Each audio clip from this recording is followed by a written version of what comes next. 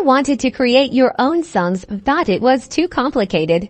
Well, today I'm going to show you just how easy it is to make awesome tunes using Chrome Music Lab, a free and super fun tool right in your browser.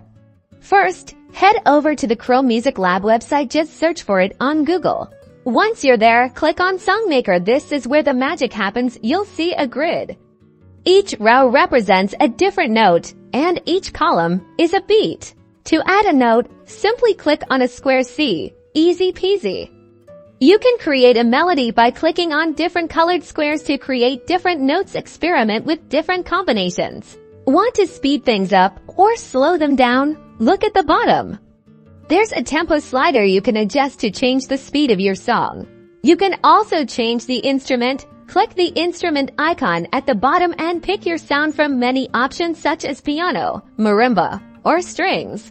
When you're ready, hit the play button to hear your creation.